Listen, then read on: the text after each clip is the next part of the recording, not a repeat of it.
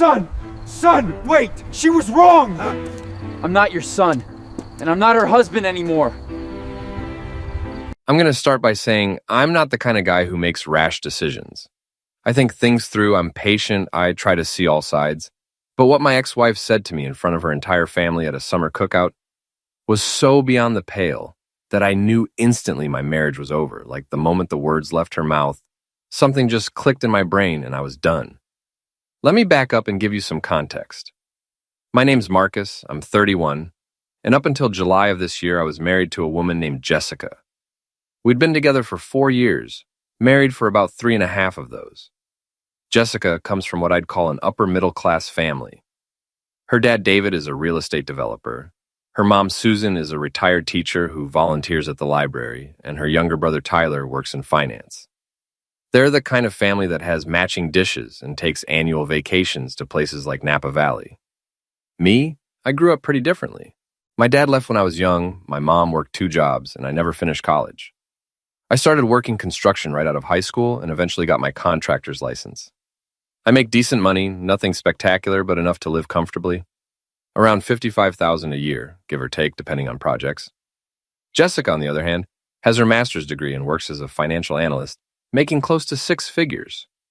From day one, I knew her parents weren't thrilled about me. I could see it in the way Susan would pause before answering when people asked about me, or how David would bring up his friends' sons-in-law and their impressive careers. But I was determined to win them over. I showed up early to help with projects around their house. I remembered birthdays and brought thoughtful gifts. I was unfailingly polite and helpful. For 4 years, I put in the work to prove I was worthy of being part of their family. And honestly, I thought it was working. David started calling me son and asking my opinion on things. Susan would text me directly to ask if I'd tried a new restaurant or read a book she thought I'd like. I felt like I'd finally earned my place at the table. Then came that Saturday in July.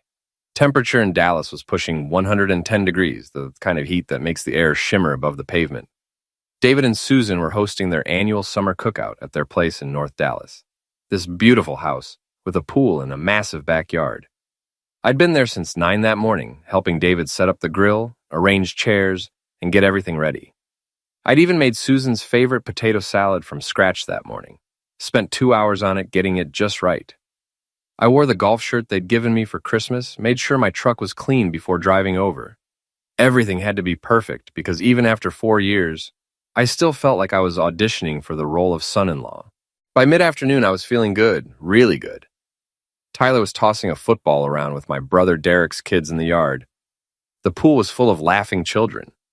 David and I were standing by the grill, talking about his latest development project downtown, and he was actually asking my opinion about some structural concerns. I felt like I belonged, like I'd finally made it. Then Susan asked the question. We were all sitting under the covered patio, the adults relaxing while the kids played. She smiled at Jessica and me with that hopeful grandparent look and said, "So, when are you two going to give us some grandchildren? Derek's kids need cousins to play with." I saw Jessica tense up immediately. We'd been having this conversation privately for over a year. I wanted kids, she kept saying, not yet. When she made senior analyst. When we had more saved. When the timing was better, always something. I opened my mouth to give some diplomatic answer, something like, "We're working on it," or "hopefully soon." But Jessica cut me off mid-sentence. "Not with this one," she said, laughing and gesturing toward me with her wine glass, like she'd just delivered the punchline to a hilarious joke. "Maybe if I find somebody who actually has some drive and ambition." The silence that followed was deafening. David's hand literally froze halfway to setting down his beer bottle. Susan's smile just evaporated off her face. Tyler choked on his drink. Even the kids in the pool seemed suddenly too loud, like I could hear every individual splash echoing in my skull. I felt like someone had dumped ice water down my back despite the oppressive heat. 4 years. 4 years of showing up early to help with projects. 4 years of bringing thoughtful gifts. 4 years of being polite to Jessica's condescending friends who made it clear they thought she'd married beneath her station. 4 years of proving I was good enough for this family. And in one sentence, less than 10 seconds, she told everyone what she really thought of me. That I wasn't good enough, that she was settling, that she was keeping her options open for someone better. I set down my beer very carefully. It was some local craft beer David had handed me earlier, one of those moments that had made me feel included. I stood up slowly, wiped my hands on my jeans, and looked directly at Susan and David, not at Jessica. I couldn't even look at her. My voice came out steady and quiet, which surprised me because inside I was completely shattered. "You're right," I said. "Someone else will give you those grandchildren." Then I turned and walked through the house. Through the kitchen where I'd helped Susan prep food earlier that morning. Past the family photos on the wall, including our wedding picture from 3 years ago. Out the front door, grabbing my keys from the bowl on the entry table, the ceramic bowl I'd given them as a housewarming gift when they'd renovated. I heard footsteps behind me on the driveway. David caught up to me just as I reached my truck. His hand landed on my shoulder, and when I turned around, I saw genuine distress on his face. This man had become a father figure to me over the years, especially since my own dad was long gone from my life. "Son, wait," he said. "Just hold on a minute." I shook my head. "I'm not your son anymore," I told him, "but I respect you too much to make a scene at your home. Tell Jessica her stuff will be on the porch." Through the front window, I could see Susan gripping Jessica's arm, her face pale. Jessica just looked confused, maybe a little annoyed, like I was overreacting to some harmless joke. I backed out of that driveway carefully, still respectful even in crisis. In my rearview mirror, I watched David standing there with his hands on his hips, looking lost. Jessica came out the front door, phone already in her hand, probably about to start texting me. I drove away from 4 years of Sunday dinners, holiday celebrations, and patient bridge building. And you know what? I felt nothing but clarity. Crystal clear certainty that I'd made the right decision. Jessica showed up at our apartment about 45 minutes later. We rented a place in East Dallas, second floor, decent view of the city. By the time she got there, I was already packing my things. Her footsteps on the stairs had this angry, determined quality to them. She stormed through the door, still wearing that sundress from the cookout. "That was incredibly dramatic," she said. "You embarrassed me in front of my entire family." I stopped packing and just stared at her. "I embarrassed you? It was a joke." "God, can't you take a joke?" "Which part was the joke?" I asked. "The not with this one part, or the somebody who actually has drive and ambition part?" She rolled her eyes. "You're being too sensitive. Everyone knew I was kidding. Your mom's face going white, that's what people look like when they know someone isn't kidding." "Fine, I'm sorry you can't handle my sense of humor," she said, not sounding sorry at all. I went back to packing my duffel bag. "I can handle your humor just fine. What I can't handle is being humiliated in front of people I've spent 4 years trying to earn respect from." "So what, you're just leaving over one comment?" "No," I said, still packing. "I'm leaving because you meant it. You said it out loud, but you've been thinking it for a while now, haven't you?" She finally seemed to register that I was actually packing. "Where are you even going to go?" "Derek's place. I'll be back Tuesday for the rest of my stuff." And I left. Didn't argue, didn't yell, just walked out. Because what else was there to say? She'd told me exactly what she thought of me, and more importantly, she'd told her entire family what she thought of me. My brother Derek lives in Richardson with his wife Amy and their 2 kids. When I showed up at his door that night with a duffel bag, he took one look at my face and said, "Guest room's yours, beer's in the fridge." Amy was more direct. "What happened?" I told them word for word what Jessica had said. Amy's jaw actually dropped. She said that in front of her parents? Derek shook his head in disbelief. "What did David say? He chased me down the driveway calling me son. I told him I wasn't his son anymore." That night, lying in Derek's guest room, my phone started buzzing. Jessica had sent something like 50 texts. First, they were angry. "This is ridiculous. You're overreacting." Then they turned, pleading. "We need to talk. This is stupid." Finally, "My dad wants to call you." I responded once. "I have nothing to say right now." The next few days were a blur. I went to work, came back to Derek's place, tried to process what had happened. On Tuesday, I went back to the apartment with Derek for backup. Jessica was at work. I took only what was clearly mine, left the wedding photos in their frames. But I took the tool set David had given me for Christmas last year. This really nice craftsman set with an inscription inside the lid that read, "To my son-in-law, for building your future." That inscription hurt to read now, but I'd earned that tool set through years of showing up and helping him with projects. It was mine, Wednesday evening, David called and left a voicemail. His voice sounded strained. "Marcus, it's David. Listen, I don't know what to say except I'm sorry." What Jessica said, there's no excuse for it. Susan is furious with her. "I just want you to know that I considered you family. I still do. Please call me back." I saved the voicemail but didn't return the call. He still thought of me as family. His daughter clearly didn't. Thursday, I canceled our summer vacation. We'd planned a trip to Colorado for August, had a cabin booked in Estes Park. The reservation was in my name. I'd put down $1,300, got about $900 back. Jessica found out when Susan mentioned being excited about the trip. Jessica texted, "You canceled Colorado? That was for all of us." I replied, "I'm not family, remember?" Over lunch that day, Derek asked me the question I'd been avoiding. "Are you divorcing her?" "I don't know yet," I admitted, "but I know I'm not going back to being her punchline. She's called Amy 3 times asking if you're okay. I'm better than I've been in months, honestly." Derek studied me over his sandwich. "You know what? You do seem lighter, like a weight's been lifted." He was right. Despite the pain, despite the anger, I felt freed from something I hadn't even realized was crushing me. 3 weeks after the cookout, I met with a divorce attorney. His office was downtown in one of those glass high-rises. His name was Michael Chen, probably in his 50s, straightforward guy who didn't waste time. He laid out the situation. Marriage of 4 years in Texas, community property state, no kids, rental apartment, joint checking with about $9,000 in it, separate retirement accounts, individual car loans. "If you're certain about divorce," he said, "file first. It sets the tone." "I'm not certain about divorce yet," I told him, "but I am certain about respect." "Then make moves that show you're serious," he advised. "Separate finances, establish independent residency, document everything." The consultation cost $350. Proceeding with the divorce would be around $5,000. I paid and took the paperwork with me. That Wednesday, I opened a new checking account at a different bank, transferred exactly half from our joint account, $4,500. I left a note in the memo. "Separated finances as of July 25th. Remaining balance is yours, Marcus."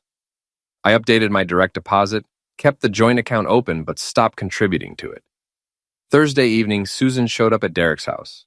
Amy let her in, but stayed in the room, protective. Susan looked exhausted, like she hadn't been sleeping. She held the glass of water Amy had given her, but didn't drink from it. "I need to apologize to you," Susan said. "You didn't do anything wrong," I told her. "I raised her. Somewhere along the way, she learned it was acceptable to treat people she claims to love like that. That's a failure on my part." "Susan," she held up a hand. "Let me finish. What she said was cruel and disrespectful, not just to you, but to us, to the very concept of marriage itself. David and I have been married for 36 years. We've had our share of hard times. But I have never, ever publicly humiliated him the way she did to you." I didn't know what to say. "You've been nothing but respectful and kind to our family," Susan continued. "You show up, you help, you remember birthdays. You brought me that book on behavioral economics just because I mentioned it once in passing. You were trying so hard to be part of our family." "I wanted you to like me," I said quietly. "We do like you. We love you. Which is why watching you walk away broke my heart. But I understood why you did it." She set down her water glass. "What can I do?" "Nothing. This is between Jessica and me. She doesn't understand why you won't talk to her. Because talking requires mutual respect. She made it very clear she doesn't respect me." Susan paused, choosing her words carefully. "Can I ask you something? Be completely honest with me." "Of course. Did you think I wasn't good enough for her?" Susan took a long breath before answering. "In the beginning, I had concerns. She has her master's degree, you didn't finish college.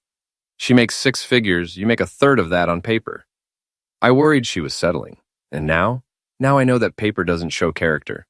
You're the first person to offer help when something needs doing. You're reliable, you're kind, you treat her better than she treats you. And I'm ashamed I ever judged you based on a salary and a degree. Thank you for being honest." "Will you give her another chance?" Susan asked. "I don't know yet. She left me her personal cell number and told me to call if I needed anything." Part of me wondered if I was losing not just a wife, but a whole family I'd worked so hard to become part of. The next week, I took off my wedding ring. I put it in an envelope with a note. "Until you can treat me with respect in public, I won't wear this symbol of our marriage." I mailed it to Jessica at our apartment. My ring finger had a tan line. I kept catching myself looking at it, this pale band of skin where the ring used to be. 4 weeks after the cookout, Jessica started showing up at Derek's house. The first time, I wasn't home. Derek didn't let her in. The second time was a Thursday evening. I'd just gotten back from work. She was standing in the driveway, still in her work clothes, heels and all. "You sent back your ring," she said. "I did." "What does that mean?" "It means exactly what the note said." "This is insane," she said, her voice rising. "One comment, and you've blown up our entire marriage. One comment in front of your entire family. One comment that told everyone what you really think of me. I've apologized. I've texted you 100 times. You've said you're sorry I took it the wrong way," I corrected her. "That's not an apology. What do you want from me? I want you to understand that respect isn't optional in a marriage. I want you to understand that I'm not your backup plan or your safety net while you wait for someone with more ambition to come along." "I didn't mean it like that." "Then how did you mean it? Explain the joke to me." She couldn't. She stood there trying to find words, but nothing came out. I didn't think," she finally said. "That's the problem," I told her. "You didn't think about how it would make me feel. You didn't think about the 4 years I've spent trying to prove myself to your family. You didn't think about me at all." She got defensive then. "You're not perfect either. You work too much. You're always tired. You never want to go out with my friends." "You're right," I interrupted. "I'm not perfect. But I've never humiliated you in public. I've never made you feel like you weren't good enough. So what happens now? I don't know. But I'm not coming back until something fundamental changes." 5 weeks in, I met with the apartment management. I wanted off the lease. We had 3 months remaining. The manager was sympathetic but firm. Both parties needed to agree, or someone had to pay the buyout fee. $2,600. I paid it. Got my name off the lease effective end of month. Didn't tell Jessica yet. That Wednesday, David texted me asking if we could meet. Just the two of us. I agreed. We met at a coffee shop downtown early in the morning, before the heat became unbearable. "Thank you for meeting me," he said when I sat down. "Of course. I owe you an apology too. I should have said something right then, the moment those words came out of her mouth. I should have stood up for you. You chased me down the driveway," I reminded him, "only after you'd already left. I should have said something immediately." "What would you have said?" He paused. "That she was wrong, that you're a good man, that she was lucky to have you. Do you believe that?" "I do now. I'll be honest with you, Marcus. When Jessica first brought you home, I had my doubts. You seemed young without clear direction. But over these 4 years, you've shown up in ways that surprise me. You've proven yourself in ways that matter. I just wanted to be part of the family. You were. You are." He leaned forward. "That's what eliminates me about this whole thing." Then he told me something I didn't expect. "Last year when we were building that deck together, remember that project?" "Yeah, it took us about 2 weekends. That Saturday night, Susan said to me, 'That young man works harder than half the people in your office.' She was right. You measured twice, cut once, you asked good questions, you cared about doing it right. That's when I knew you were going to be fine. More than fine." I didn't know what to say. "Are you filing for divorce?" he asked. "I met with a lawyer, but I haven't filed yet." "What's holding you back?" 4 years of history. And the fact that I did love her. Maybe still do. Love isn't always enough, David said quietly. "No, it's not." He pulled out an envelope then. "Take this." "What is it?" "Security deposit and first month's rent for wherever you land. Whatever you need." "David, I can't take your money." "You're not taking it. I'm giving it to you because you're still my son, even if Jessica doesn't deserve to be your wife." I got emotional then. This man who'd been skeptical of me 4 years ago was now sitting across from me offering support. "I mean it," he said. "That girl broke my heart at that cookout. But you handled it with more grace than most men would have. Let me do this." I took the envelope. $3,000 in cash. Not because I desperately needed it, but because he needed to give it, needed to show he was on my side. That Friday, I toured an apartment in Plano, near the shops at Legacy. 1 bedroom, 3rd floor. Not as nice as the place Jessica and I had shared, but it was mine, all mine. I signed the lease, move-in date August 1st, used David's money for the deposit and first month's rent. It felt like freedom. Jessica found out the following Monday. She showed up at Derek's again, and this time I agreed to talk to her. We stood outside in the driveway as the sun was setting, temperature finally dropping to something bearable. "You're really moving out?" she said, like permanently. "I already moved out. Now I'm just getting my own place instead of crashing with my brother. This is really happening." "What did you think was happening?" "I don't know. I thought you'd cool off and we'd talk and figure it out." "We are talking." "No, we're not," she said, frustrated. "You're just making all these decisions without me. Like you made the decision to humiliate me without consulting me first." She started crying then. Real tears, not the manipulative kind. "I didn't think you'd actually leave. I didn't think it was that serious." "That's the problem. You didn't think. Everyone makes mistakes." "This wasn't a mistake," I said. "Mistakes are accidents. This was a choice. You chose to make that comment. You chose those specific words. You chose to laugh while saying them. So what, you're just done?" I looked at her, really looked at her. "You know what the worst part is? I spent 4 years trying to prove I was good enough. 4 years of showing up early to help your dad. 4 years of bringing your mom thoughtful gifts. 4 years of being polite to your friends, even when they made it clear they thought you married down. And just when I thought I'd finally made it, that I was finally accepted, you told everyone what you really thought.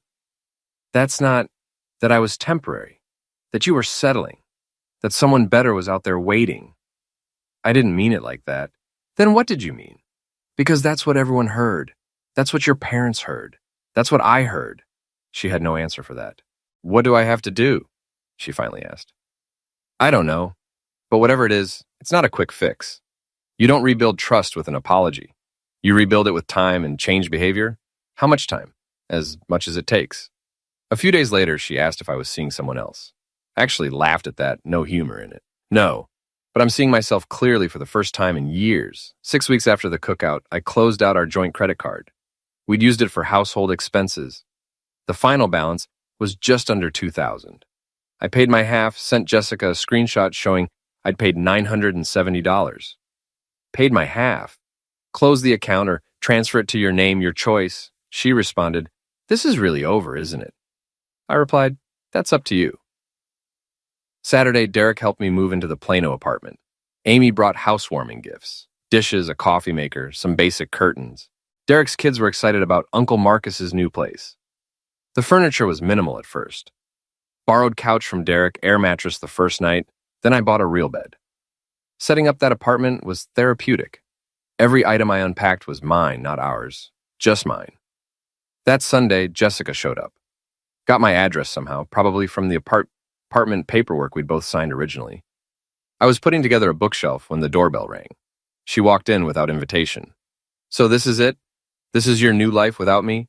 How did you get this address?" "Does it matter? I didn't give it to you for a reason." She looked around the small apartment with obvious disdain. 1 bedroom, no real dining area. "You gave up what we had for this? It's not what we had anymore. And yes, I chose this. This is pathetic. You should leave," I said calmly. "Why? Because you've moved on? Because you're doing so great without me?" I finally raised my voice. "From being disrespected, from being treated like I'm not good enough, from spending the rest of my life wondering when you'll find someone with more ambition and leave me." She stepped back, shocked at my outburst. "I wouldn't have left you," she said quietly. "But you thought about it. That's what that comment was. That was you telling everyone you kept your options open." She started crying harder then. "Fine, you want the truth?" "Yes. I've wondered if I settled. You don't have a degree. You're not climbing any corporate ladder. My friends ask why I'm with someone who works in construction. My colleagues don't understand why I didn't marry someone on my level, and sometimes I wonder if they're right." There it was, the actual truth, finally. "Thank you for being honest," I said. "What?" "That comment at the cookout, it hurt like hell, but it woke me up. It showed me I'd been trying to earn the approval of someone who was never going to give it. Because in your eyes, I'll never be enough. My salary will never be high enough. My lack of degree will always be a mark against me. I'll always be the guy you settled for. That's not fair, isn't it? You just admitted it. You wonder if your friends are right. You question why you're with me. I love you," she said. "I know you do. But love isn't enough when it comes with shame. I'm not ashamed of you." "Really? Then why did you make that joke? Why did you need your family to laugh at my expense? Why did you choose that moment to remind everyone that I'm not good enough?" She broke down completely. "It wasn't about you. It's the pressure. My mom asks every holiday about kids. My dad keeps talking about legacy. My friends are all having babies and buying houses, and I'm still in a rental with, she trailed off. With someone who's not good enough, I finished for her. I didn't say that. You didn't have to. You showed it. Tell me what to do, she pleaded. Tell me how to fix this. There's no quick fix. You can't apologize your way out of revealing who you really are. You showed me that when things get uncomfortable, you throw me under the bus. You showed me my worth to you is conditional. You showed me that after 4 years, I'm still on trial. I don't know how to make this right. Then don't. Just leave. She did, still crying. I sat on my floor surrounded by half-assembled furniture, exhausted but relieved. The truth was finally out there. Monday morning, I called Michael Chen, the divorce attorney. I'm ready to file. Are you certain?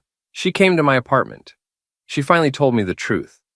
She thinks she's settled. She's embarrassed by what I do. Her friends question why she's with me. I'd rather know the truth than keep pretending. Come in Friday. We'll start the paperwork. That Wednesday, Keith came over with beer. We sat in my sparse apartment, just two brothers talking. You seem different, he said. How? Lighter, sadder, but lighter. I know what you mean. It's like I've been carrying this weight of trying to be enough, and now that I've dropped it, everything feels different. 9 weeks after the cookout, Jessica was served with divorce papers. At work, at her investment firm downtown, the papers cited irreconcilable differences, requested equitable division of debts, no spousal support. She called that evening. First time I'd answered in weeks. You actually filed? I told you I would. I didn't believe you. That's been the problem all along. You never believed I'd stand up for myself. Is there any chance? Oh, you won't even hear me out? I've heard enough. I heard you at the cookout. I heard you at my apartment. I heard the truth. That's enough. Thursday, Susan called. I heard you filed. I did. I can't say I'm surprised. Disappointed, but not surprised. I'm sorry it came to this. Don't be sorry. My daughter did this. She broke something that didn't need to be broken. Susan paused. Can I tell you something? Of course. You're going to be fine, better than fine. Some woman out there is going to appreciate what my daughter couldn't see. And Marcus, you deserve someone who knows they won, not someone who thinks they settled. Those words hit me hard, in a good way. Over the next few weeks, I settled into a routine. Work, gym, dinners with Derek's family, time in my apartment. I started woodworking as a hobby, using the tools David had given me. Built a coffee table from scratch, then a bookshelf. It was therapeutic, creating something with my hands, something that was entirely mine. Texas requires a 60-day waiting period for divorce. The days passed. I worked, I built furniture, I spent time with my nephews. I was okay. Actually okay.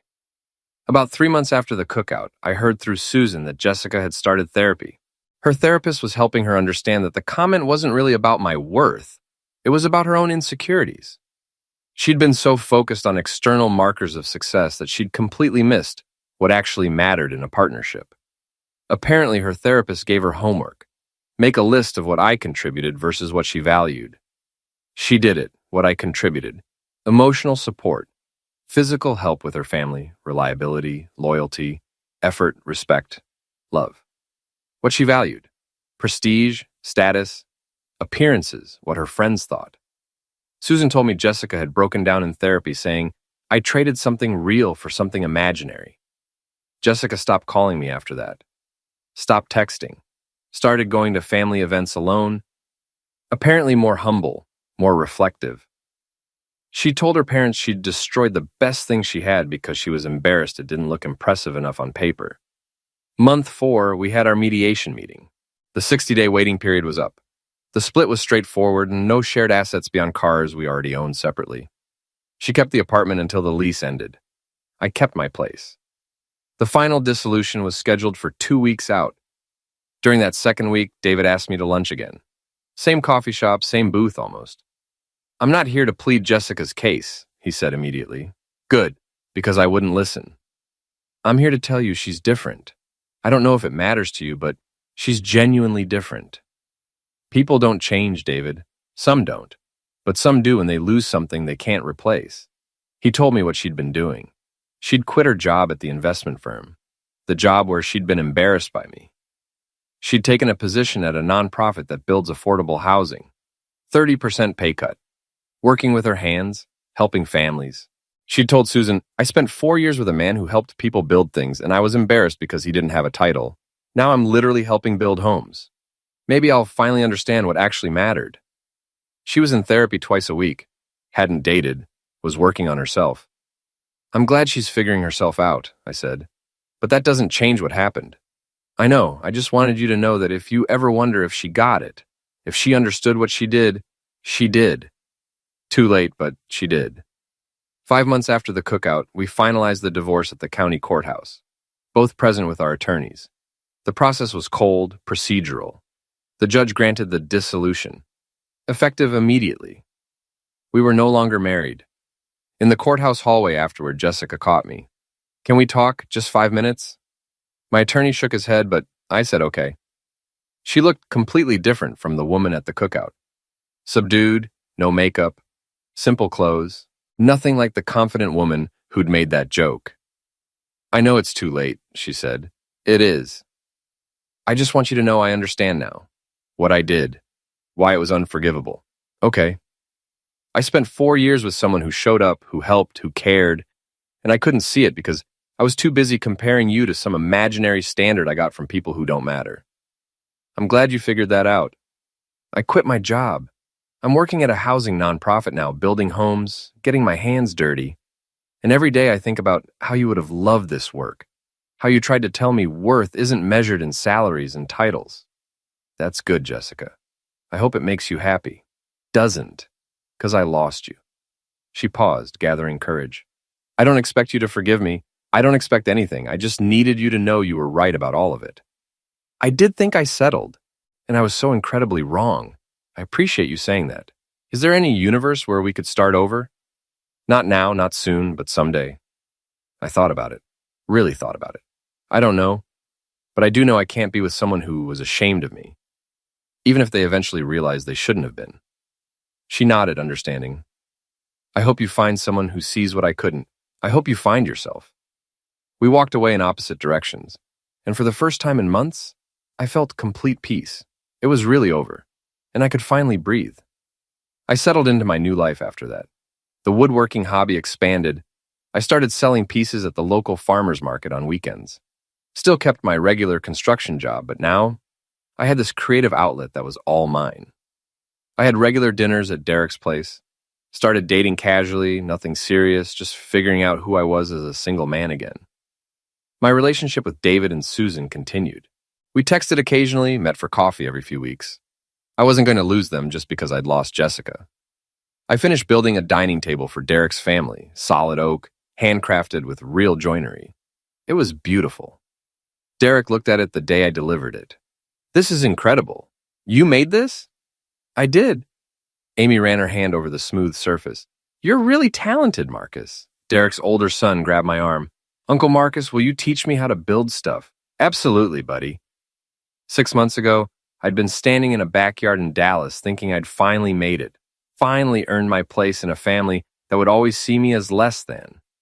Then one sentence, less than 10 seconds, shattered that illusion. Not with this one. At the time, it felt like the end of the world. Now, standing in my brother's house, watching his son excitedly hold a piece of sandpaper, ready to learn, I realized something. It wasn't the end. It was the beginning of understanding my own worth, the beginning of demanding respect, the beginning of building a life that didn't require anyone's approval but my own. Susan called me one afternoon about 7 months after everything started. I just wanted to check on you. I'm good. Really good, actually. I'm glad. You deserve to be good. How's Jessica? She's finding her way. Still at the nonprofit, still in therapy, still alone. I hope she figures it out. Can I tell you something, Marcus? That day at the cookout, when you walked away, I knew we'd lost you. But I also knew you were going to be okay. Because anyone with enough self-respect to walk away from disrespect like that is going to land on their feet. Thank you, Susan. That means a lot. You'll always be part of our family, even if Jessica isn't part of yours anymore. A few weeks later, I was at the farmer's market selling my woodwork. A woman stopped by my table, looking at the cutting boards and small tables I'd made. "Did you make all of these?" she asked. "I did. They're beautiful, real craftsmanship." She bought a cutting board. We chatted briefly about the type of wood, the finish I used. As she walked away, I realized something. Someone had just appreciated my work. Not my degree, not my salary, not my job title, my actual skill and effort. Some people spend their whole lives trying to be enough for someone who will never think they are. I spent 4 years doing exactly that. Then one sentence at a family cookout changed everything. Those words hurt like hell, but they freed me. They freed me from trying to meet an impossible standard. They taught me that respect isn't negotiable in a relationship. That partnership requires equal appreciation and mutual admiration. Jessica learned her lesson too, but too late. Sometimes that's how it goes. Sometimes people only understand what they had after they've lost it. Sometimes the best thing someone can do for you is reveal who they really are, so you can decide if that's someone you want to build a life with. I'm building a different life now. One where I'm appreciated, not tolerated. Where my worth isn't measured by someone else's arbitrary standards. Where a cutting board I made with my own hands means more than any job title ever could. 8 months after I drove away from that cookout, I hosted my own. Just me, Derek's family, and David and Susan. Building new traditions. Making new memories in my small apartment's patio area. Nothing fancy, just good people who respected each other. Turns out when you walk away from disrespect, you make room for respect to find you. Someone else will give David and Susan those grandchildren someday. Jessica will figure herself out. Maybe find someone who meets her standards, or maybe she'll realize the standards were flawed to begin with. But it won't be me, and that's exactly as it should be. I'm done auditioning for a role I already earned. I'm done proving my worth to people who can't see it. I'm done being someone's for now while they wait for their forever. I'm just done, and I've never felt more free.